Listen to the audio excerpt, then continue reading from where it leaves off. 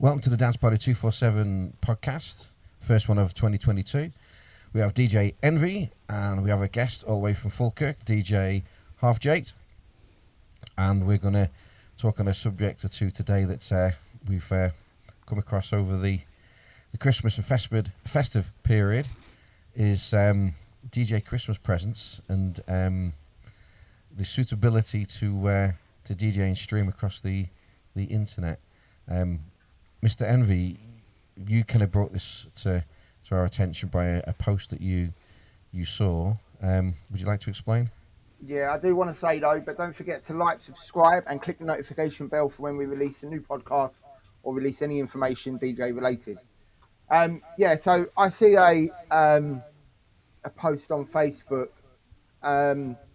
Some guy in his late 30s, early 40s. Had got a DDJ 200 and his hashtag was "I can now stream to the world because I'm a DJ," and I literally had to run to the toilet and pee myself because it was that funny. I thought it was funny. No disrespect to the guy, fair play to him. Got to start somewhere. You've got to start somewhere, but not at the top. No, to come out with a 200 that is a kid's toy. It is. It's a toy. It's like a mobile phone. You put it in your back pocket. You take it around your pal's house and just mess around, don't you? Yep. That's what it is. And I just thought, well, how many more of them are we going to see in the next 4 to 6 weeks popping up all over Facebook? And Instagram. Yeah, but also how many of them are going to disappear again afterwards because they realise that they're not real DJs? Yes, there is that. But I just thought every Christmas is the same thing, innit? Everyone gets a little controller. There was even one. There was a couple, and I tagged T in it, and they got he had a laptop and a Numark Party Mix, which is about £69. Yeah, it's even got flashing lights on the back. That's it, and it's not about the money. It's not. It's not about how much things cost, because you might get that Party Mix and absolutely smash it, but you wouldn't then advertise yourself as a DJ with a kid's toy, would you? No, but I mean, there's two sides to that story as well. There's like, it's great for introducing young kids into the world of DJing. Yeah. And it might also, that guy might have used that for 1 month and he might have then sold it and went or just stuck it in his cupboard or give it to his kids or whatever. Yeah. And then upgraded, right? So there's two sides to that story, do you know what I mean? But to exclaim yourself as a DJ because you're using a toy.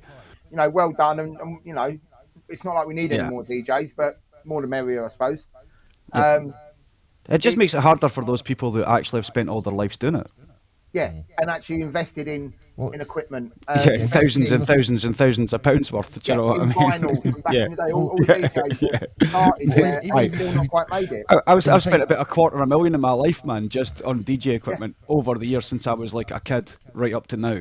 So yeah, easily. If you take the money side of it and the equipment side of it out of it, that is what we've kind of agreed there. That's almost irrespective. And we'll come on to your particular, one of the reasons why we wanted you to come on this podcast as well, because of your circumstance. And this is very to heart with what's happened to you over Christmas and New Year's. But because you got a piece of equipment, you now class yourself as a full-blown DJ. Yeah. And then you put yourself out there into the world. And there's people who've gone through the apprenticeship of not even streaming to the world, practicing many hours at home, their bedroom, the kitchen, and then do little house parties, and then doing bigger parties, and then doing clubs, and that's absolutely. We like all three of us have done that from the start. We've been there. We've been bedroom DJs. We've been sort of party DJs. We've been club DJs. We've all done it. So it's just the fact that they then bypass that they can it's like they've jumped everything we've ever done.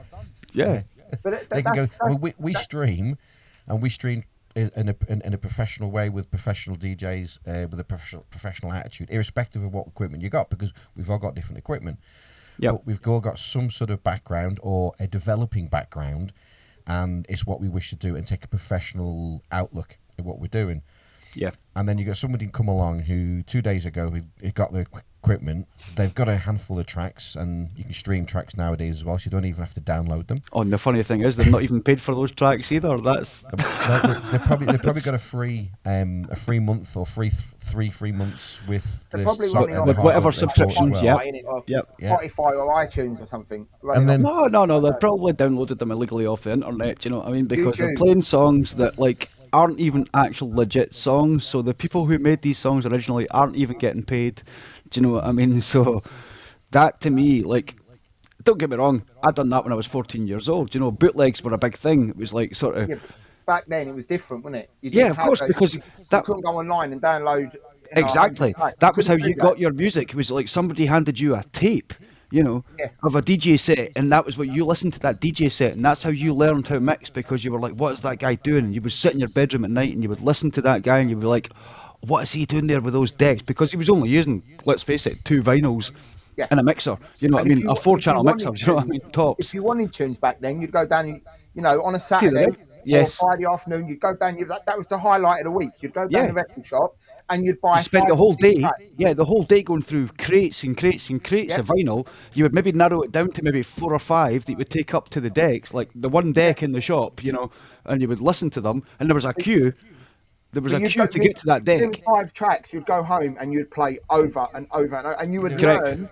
You would learn them 5 or 6 tracks, and nowadays DJs don't have to. Well, you don't have to do that, because you don't have to. The new DJs that are coming in with their 200s and their 400s, they don't have to do that. They can just go on to any downloading platform and just go, I'll have that, and that. And if they don't like it, they just bin it. They don't even have to download it. They don't even have to download it. That's the thing. You just stream it straight away. I sent Envy. I was speaking to Sam Saint last night, and Envy, and I quoted Monty Python. Right. I don't know if you know Monty Python particularly well. I very well. But the 4 Yorkshiremen. Yes. Yeah. Yes. And I will link. I'll put a link in the description below for that. And it is very much. When you sent that, I was sitting on the toilet, mate, and I was giggling to myself. Mate, there's not a Monty Python sketch or movie I do not know. Considering when they done their movies, they filmed most of them up here, right next to where I live. Remember? Okay, fair enough. So I'll stand totally and utterly corrected. But yes, it was the one that got me is 4 Yorkshiremen is basically you're outdoing each other. And it's literally that's what you should be doing then. It's like, luxury. Well, when I had a kid, when I was a kid, 47 of us crammed into Watertower. Oh, yeah, luxury. Exactly. When I was lads, we used to have to clean road with tongue. Yeah, and it was I got up before I went to bed at 10 o'clock at night, and that's the one that got me. Honestly, that is like one of the best sketches ever, man. Absolutely. But, I suppose it is. I mean, coming from an older generation, there is a bit of that. Is that you think you have it hard nowadays in terms of trying to break through, but you've got an internet, and you've got streaming, and you've got equipment that basically allows you to bypass a lot of the hard work, a lot of the graft. But that's the world we live in now. Yeah, and we can't be the Yorkshireman going, well, you think you had it hard, but we had it hard back in our day. That is exactly true. The hardness now is obviously trying to differentiate yourself from others, because there's a lot of people out there, because everything's made that little bit more easier. The entry barriers have been taken away in terms of, let's be honest, skill factor is part of it. I'm sorry, I have to stop you. I just can't stop thinking about that sketch now. The public don't care, DJ wise, what skill factor you've got, as long as you're doing a good job behind the decks, whether you are working it manually, old school, vinyl, or they're not watching anymore. That's the thing. They're listening, and that's what it comes down to. Do you know what I mean? I mean, but it's all like being pundits, isn't it? Before you go on, we made a point with nowadays you've got a turntablist and you've got a DJ, ain't you? There's the difference. Yeah, but they've split to 2 different genres as well. Yeah, that's what we're saying. So you've got turntablist is it tends to be more hip hop. It tends to be more hip hop. Not a DJ, is it? As you go to a club or bar, you don't really see turntablists in bars and clubs. You just don't see it. That's what got me involved in DJing in the first place. I looked at these guys like Grandmaster Flash and stuff like that. That was what what made me want to actually play the decks. Right, I wanted to learn how to scratch. I wanted to learn how to cut and mix. You know what I mean? And beat juggle. That was that's the reason I wanted to DJ. And then all of a sudden, like there was the rave scene. That was like, wow, wait a minute, these guys can do that with like techno sounds and like, oh wow. So now mixing is like a whole part of it, and that was, I sort of went down that route. But don't get me wrong, I still have that sort of roots where I love, like I've still got a turntable next to my Prime 4, simply because I can drop in like an old school, like my vinyl collection consists of old school comedy records from the 60s, 70s and 80s. Billy Connolly's one you played on a... Billy Connolly. Not the 9 o'clock news. You know, Rowan Atkinson talking about hedgehogs. Do you know what I mean? That kind of stuff. I could pull that in to like a techno track, and it's completely different. And I can scratch it. Do you know what I mean? And that's exactly it. So coming in and out. You can tell this is being done at home. What we're dealing with in 2022, as we are now, is that I suppose, and this is a derogative term, and I don't mean it derogative in any way. No, but that's the thing. That's what I'm saying, Teeth. It's went like that, where it should have went side by side all the way. Well, if you look at the people's perceptions now, is that DJing is not hard, DJing's easy. Spotify comes up, I can put a playlist together, I can put a set together. Can I put that and obviously DJ that, and then people are more aware, more educated in music because they're listening more. I would say so. Yeah. It's broken down that barrier of like, whoa, that DJ is putting a set together of great tunes, or they're dropping tunes that you've never heard before. Yeah, whereas it's hard to drop a tune that nobody's heard before. That's the hardest thing about being a DJ right now, is dropping a tune that nobody's heard. Yeah, because I heard on California Dreaming, and within 2 days it was on national radio. It was all over the other, what do you call it, pools that I'm involved with. Absolutely. If you look at Beatport, I look at like tech house, even dance and pop, even like sort of techno. There's like a variation of that remix in every single one of them. Yeah. And just that song alone, just that one that you mentioned, do you know what I mean? Yeah. And when I first found it, I played it a lot. I mean, you're talking about 6 months ago. I played that quite a lot on my set because I was like, wow, this is great. This is like an old 60s song that I'm like dropping, you know. And it was a tech house, but I hadn't looked at the other pools, like you say, and all of a sudden, it's in every fucking genre. Yep, it's there, and I suppose it makes it more accessible that you don't get the exclusives unless you're making your own stuff. This is exclusive to yourself, and if you don't share it, obviously Half Jake's a producer himself and has had several releases. It's something I've dabbled a little bit in. I can do a remix here and there, and that's about my lot. But yeah, I think it's the barrier between you is, put this way, you go to the mobile side of it, a lot of people not getting DJs anymore, they're just putting a playlist up on an MP3 player. And a lot of the time they're using virtual DJ, and then they can load up all their tracks into one side and hit auto mix, and that will continuously just play. Yep. And then when you get a request, you drag that from your list of tracks, you drag that into your auto mix, and it will just play it next. And then straight away, everybody's like, "Oh, he's played it." We're talking with DJ Nye, and we'll come across. We'll talk about it in a second. Yep. Who's a little 9-year-old DJ, and through Rekordbox, she's got Beatsource, and she's used Prime 4s as well, with obviously direct link to Beatsource, and you've got access straight away to every tune that every professional DJ will be playing.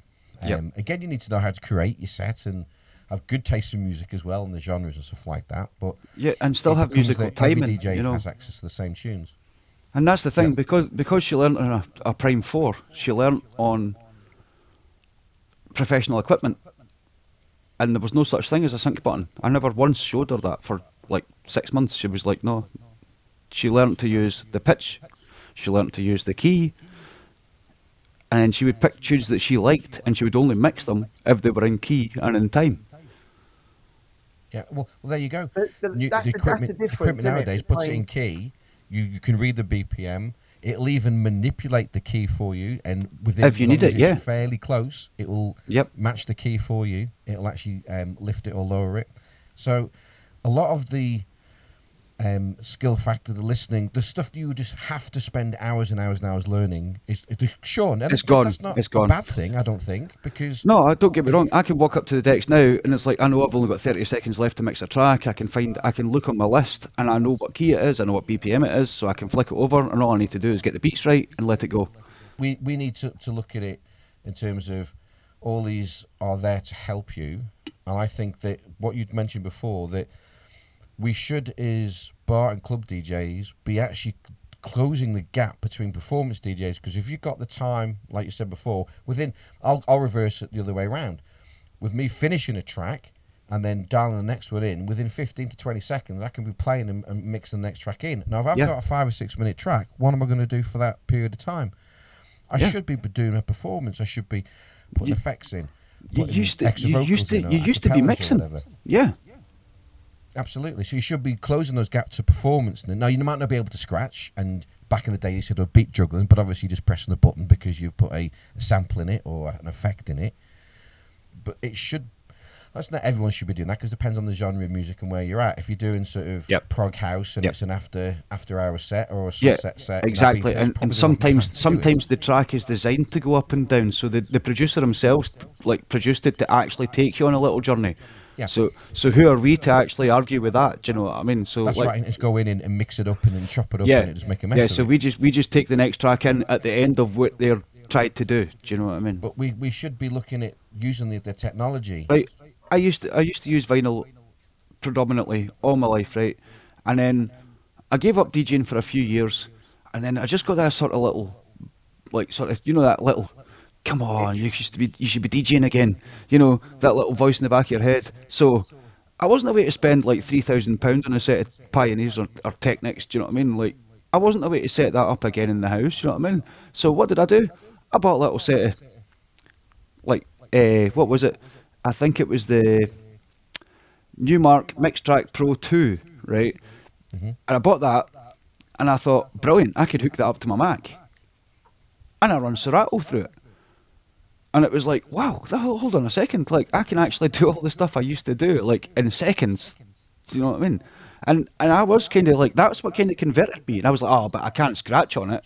And then I was like, hold on a second, I can scratch on it. I was like, this is actually great. This is not only can I scratch, I don't have to find vinyl that I've got little samples on it to scratch.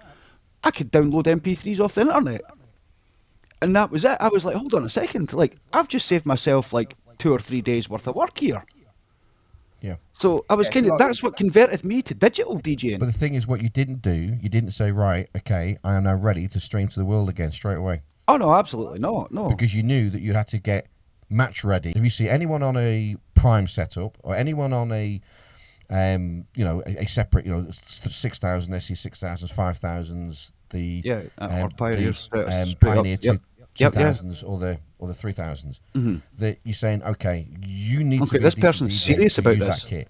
Yeah, so absolutely. It puts you then to that level that I expect you to be good. Yeah. Or at least learning to be good, or at least trying to be good. Do you know what I mean? At least, it shows a level of dedication. Do you know what I mean? There's one DJ that we have, and I had a conversation with him when he first started with us, and I says that the equipment you're using, on a true, honest opinion, doesn't look professional. However, you do not need to upgrade until you've outgrown that piece of equipment. Yeah, absolutely. You don't need to upgrade just because... He still hasn't upgraded yet. No, but what we did have a conversation is that to a point, if he hung back a little bit longer, he's almost going to miss going to another controller to actually go to separates. That's where he ultimately wants to be. Right. I bet when you think, well, I've done everything this can do for me now, and also it says, well, it's just saying that keep you learning. That's exactly the right thing. Is because at the same time though, some people are comfy with what they've got. They don't want to move on. They're happy with what they've got. They're like, I can DJ on this. I'm fine. But again, put them in a club, which ultimately every DJ at the end of the day wants to be in a club in front of 1,000 people, crowd going wild. That's why you're DJing at the end of the day. If you're not doing it for that, then why are you doing it? I think the scene has changed anyway. Is that controllers have come in. Controllers now are the norm across bars and clubs. Absolutely. I wouldn't even class, and I think I've said this on a podcast before, but basically, unless you go into your absolute superstar DJs, they will still be on separates the majority of the time. But usually because they're getting money from likes of Pioneer to pay them. That's the reason. That is the only reason.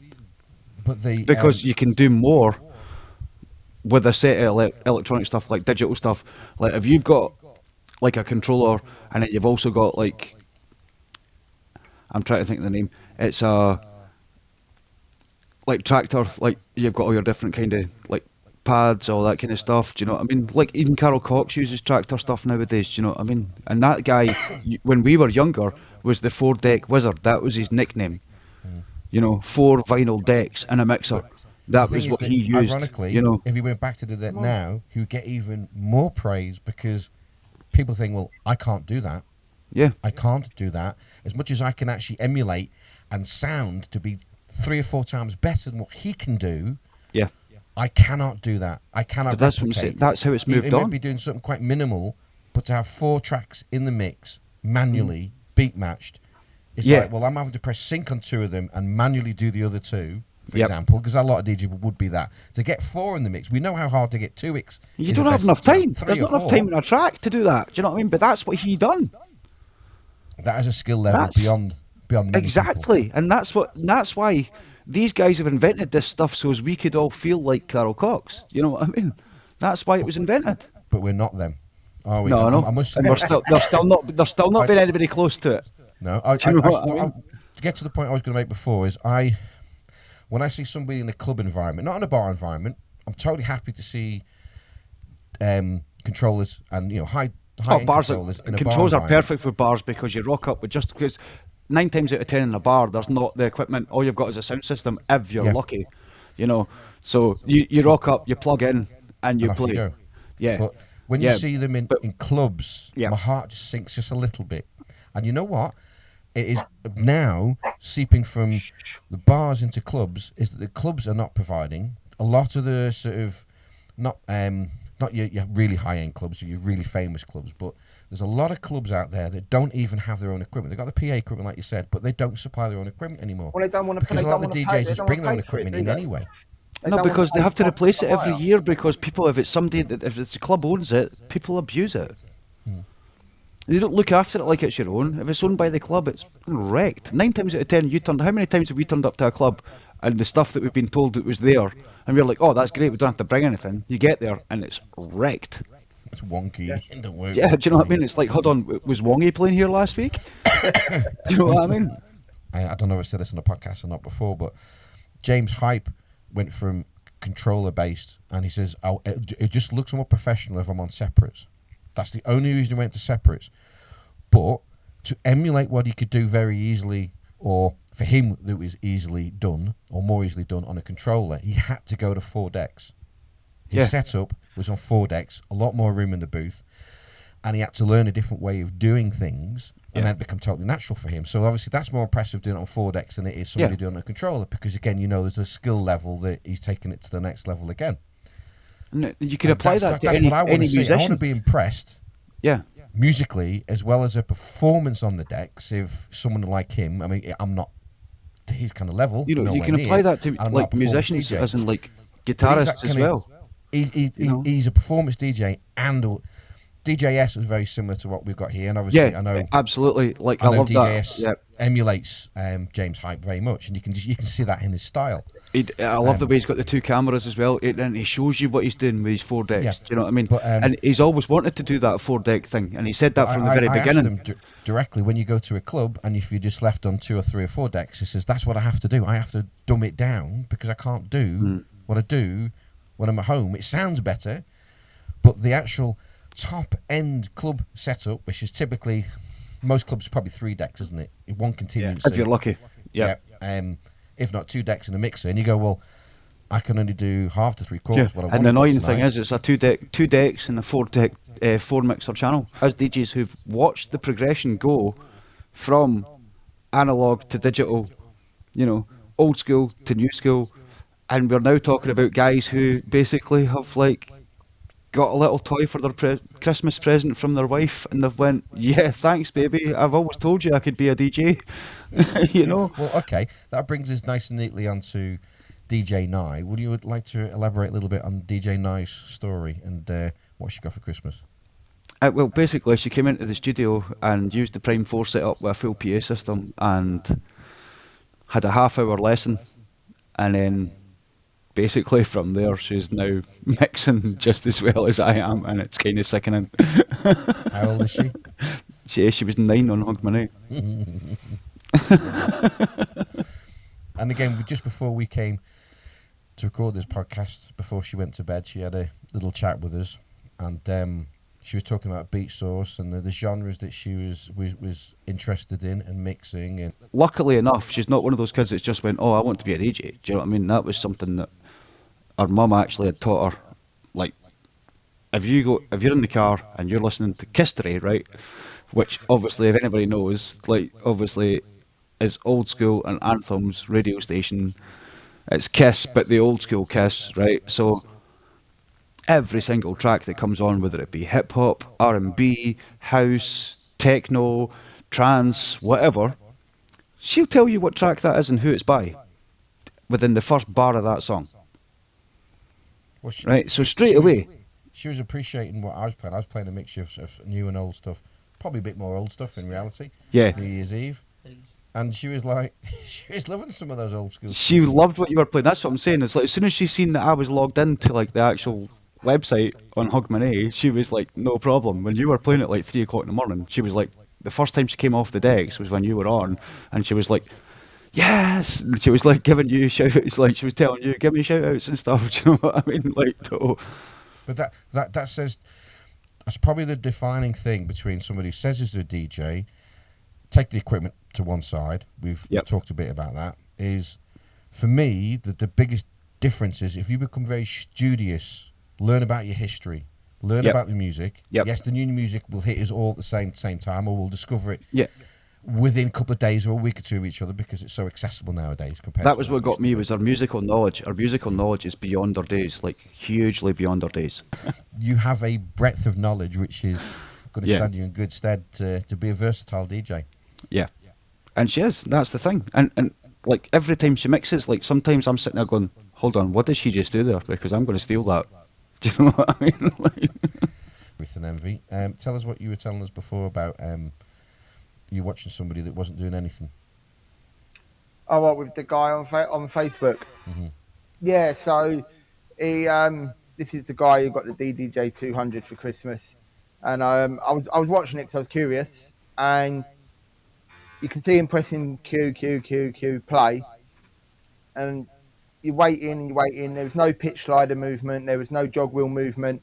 It was clearly being done digitally by the software. Don't you just love when people hit Q play, even though they've already hit sync, when all they had to do was hit play?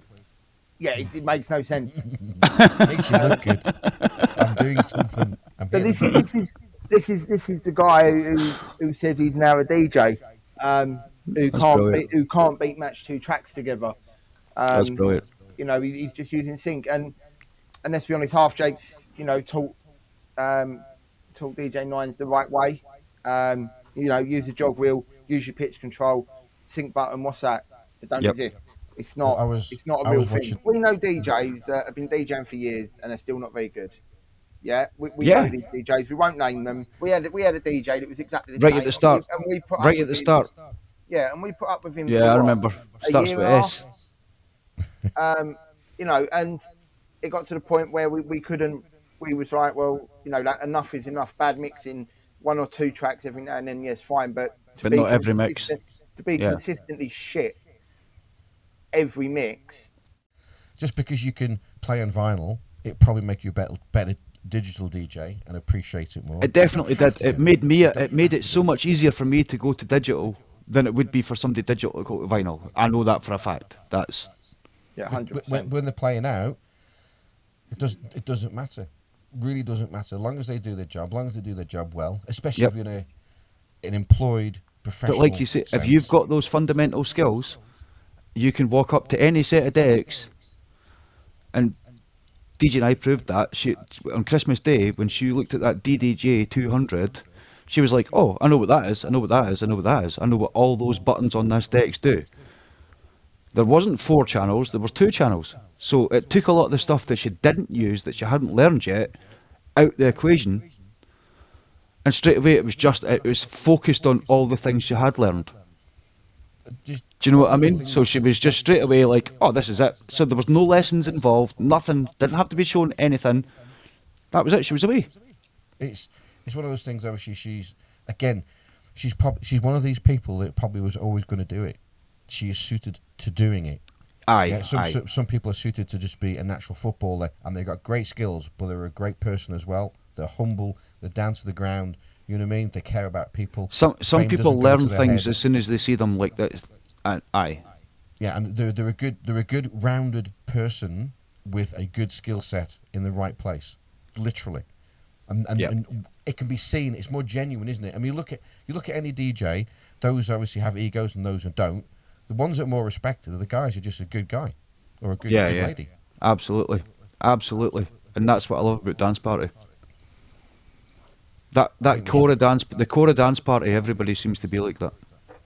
Well, okay. Well, apart from Envy, obviously, he just sits there, look. What we do need to do, and I'm going to Envy to do this because you and I, Half Jake, I think we've overtalked Envy quite a bit. I think we have. I think it's been a half Jake and DJT session, to be fair. What Envy wanted to do before we started, and we haven't done it yet, is he would Make like a cup to of say tea. a few words about one of our current DJs who's going through something. Absolutely, DJ Envy, if you can say that would be absolutely amazing, because we all feel it. Every single person at the station is feeling the exact same thing right now. We've got one of our DJs, Petro Uno, was rushed to hospital Monday, just gone. He had a stroke and he's been put into an induced coma. So we just want to send all our best wishes from everyone at the station to Petro himself, and obviously his friends and family, and Chris Beats as well, who we work closely with. Everyone from Dance Party just hopes he gets better soon, and they'll be back to DJing hopefully. Yeah, absolutely. From everybody at Dance Party, man, hope you get well. Hope your family are well. Do you want to take us out, Envy? Yeah, can do. Thank you for watching the Dance Party 247 podcast. You had myself, DJ Envy, DJ T, and special guest today was Half Jake. Don't forget to like, subscribe, and click the notification bell for when we next release a podcast. See you guys. See you later, guys.